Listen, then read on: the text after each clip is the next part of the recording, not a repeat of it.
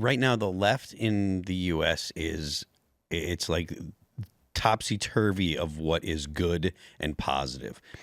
You have a society that has, problems just like any other society, but the left wants to see the bad guys being taken care of and treated as if they're not bad guys, and they want to see the good guys punished. Now, I don't think that actually applies to the CEO, but the idea that he should die for being because he's a CEO of a business, that's abhorrent, right? The people that are celebrating the murder of a man that had a family, the people that are saying we need more of this, that is absolutely going to make society worse. That doesn't make society better. It doesn't make people feel more comfortable living in society. It makes people more apprehensive. It makes people want more government. It makes people want more police. And this is the exact opposite of what the left says. They say things like abolish the police or defund the police. Well, if you have people that are acting as vigilantes, then the rest of society is going to say more police. Like I was saying the other night, if you have a society that is a high trust society, then you need less government. If you have a society that is a low trust society, then you're going to end up getting more government. And that's not going to make people on the left or the right happy, because most people are like, I want to be free. There's that story we bring up quite a bit about that woman on the train in Philly. Yeah. She got raped and everybody's watched. And I'm like, that's why.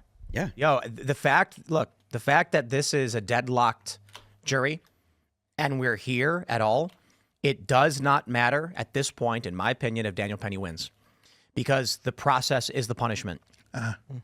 We're hoping that Daniel Penny... His life will never be the same again. Yeah. His life will never be the same, but even if he got a quick, not guilty verdict right away, that's good.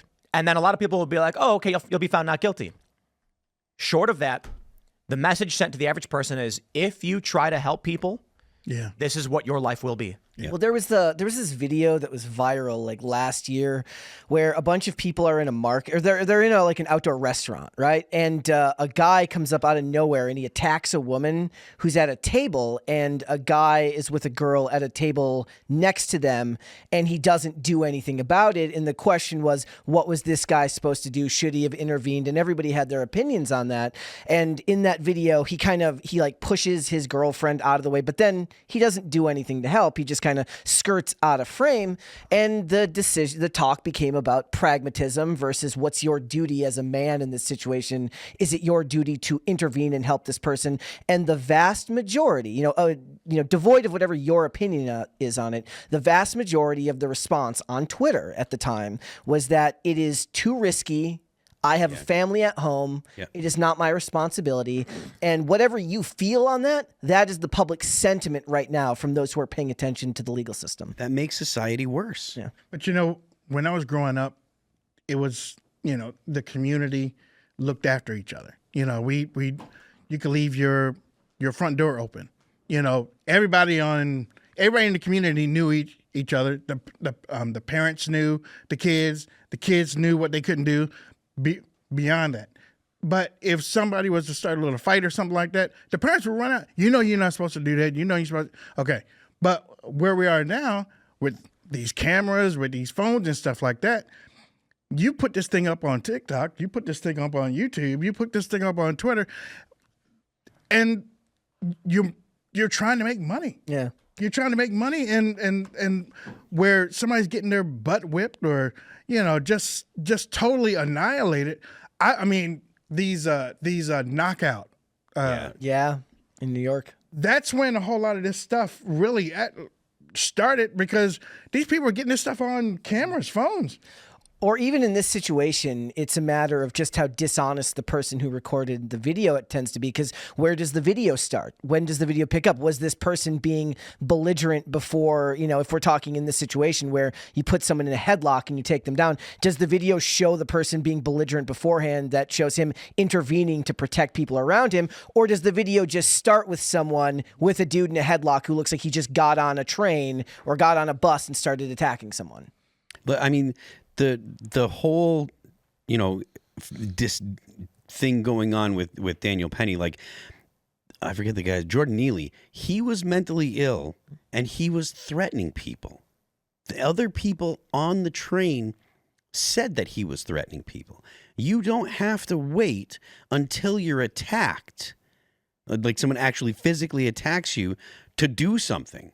Like, if that is the case, then you might have to wait until you actually get stabbed or get shot. Well, that's the Gulag Archipelago famous passage. Yeah. Where in the Soviet Union, there's a soldier, he's on trial for murder. A guy was trying to stab him. He grabbed the knife, fought back, and stabbed the other guy, and they said, "Why did you do that?" And he was like, he was going to kill me, and he was like, "Why didn't you run away?" Yeah. Yeah. You go to prison. And that is the general consensus of the left. You know, it is psychotically against the people that are doing the normal day-to-day things, defending themselves or whatever. You have a sympathy that for the criminal. Well, and that borders on psychotic. And taken to its logical conclusion for them, that's when you get into the argument about, well, why did you have to defend yourself in your own home? Why would you shoot somebody? All he wanted was your TV.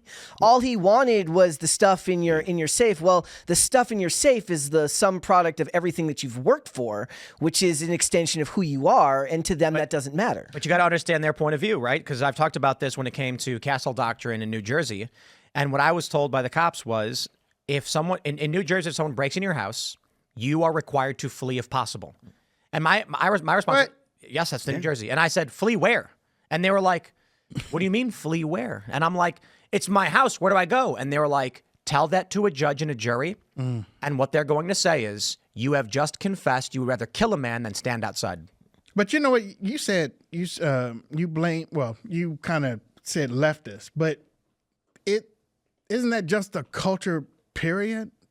In what way? Like, what do you mean? These days, because on these, like in Baltimore, I'm sure everybody that rides on the bus is not a leftist. You mean it's the culture in general, which is just basic modern liberalism. Leave it alone. Yeah.